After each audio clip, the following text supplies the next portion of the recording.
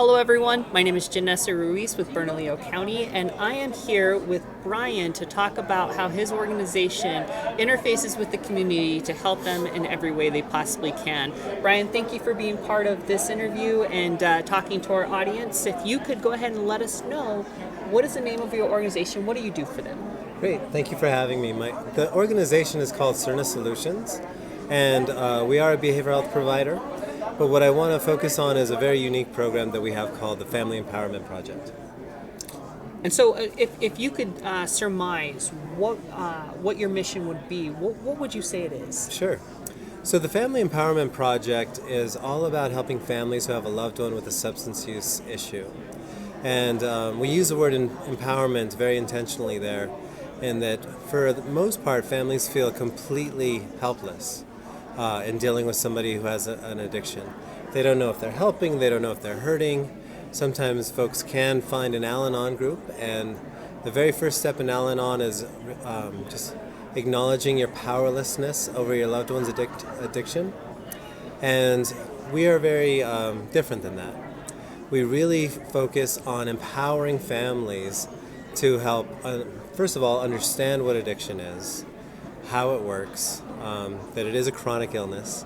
And we also just give families coaching on a week-to-week basis of how to interact with their loved ones in a way that's positive but still has boundaries, so that they can guide that person towards reducing their use, getting into treatment, whatever needs to happen next, going into detox, whatever needs to happen.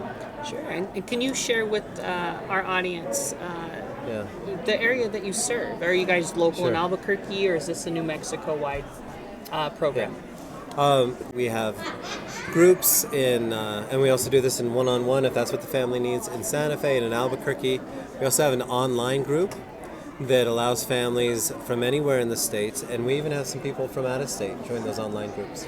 So who would you say would be the kind of individual that should be reaching out to you guys for your assistance? Anybody who's worried about a loved one with an addiction. And that could be to fentanyl, it could be to alcohol, it could be to meth.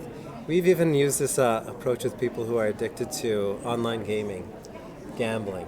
Right? So anybody who has a loved one with an addiction, we would invite you to get coaching from us. So we're not interested in working with the person with the addiction per se, but the family member who doesn't know what to do, doesn't know how to help, doesn't know if they're helping. Though that's the ideal person to get in touch with us. So what are some of the positive results that you have seen, maybe like a story or two from individuals who worked with your organization? Yeah.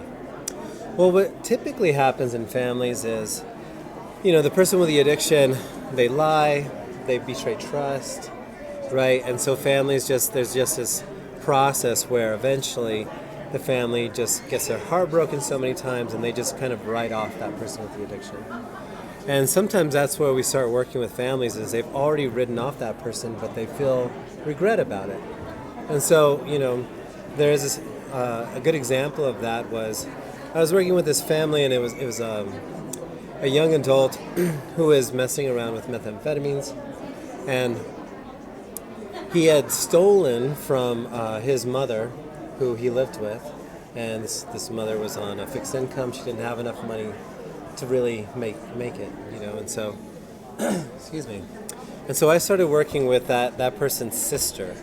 So the sister comes in, she says, we don't know what to do, we're gonna have to throw him out, he can't live with my mom anymore because he stole from her.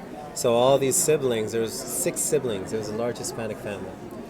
6 siblings they were gonna have an intervention kind of confrontation with this guy, and they wanted me to help them with that. So I said, let's just pump the brakes on that. Instead, how about you try to reconnect with this guy? And so it started with just playing a card game at lunch. She said, she's worried about her mom living with her brother with the addiction. I said, just go hang out at your mom's. You're worried about her anyway. I want you to just go hang out at your mom's. When you see your brother, don't yell at him. Don't give him geños, dirty looks. Just invite him over and play cards with him. And it started with that, to where, they started having fun, and he didn't see his sister as an enemy. He saw her as an ally. And then we got another sister involved, and then another brother involved. One brother started taking him fishing. Another brother took him mountain biking for the first time, and he hasn't even entered treatment yet. But they're talking to him directly about it. They say, we know you use drugs. We don't know how hard it is to quit. We know we want you to quit. But, you know, if you're not ready, you're not ready. I still love you, and I want to do something with you as long as you're not high. And so they would do things with him when he wasn't high, and all of a sudden, they were influential again. He listened to his family. And when he did want treatment, he reached out to his family. And he said, I don't know what to do anymore. I need help. I don't even know where to begin. And then the family's already working with me, so we just got him into treatment. That's amazing. So, and I think anyone who wants to connect with your organization, we'll put all the connecting links down below, where it's phone numbers and addresses, all that.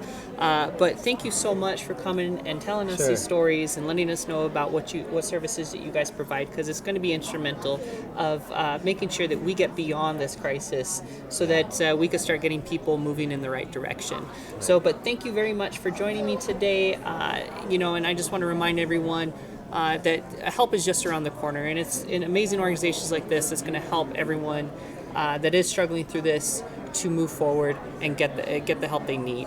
So feel free to reach out to them at any point in time, and as always, remember everyone, stay safe.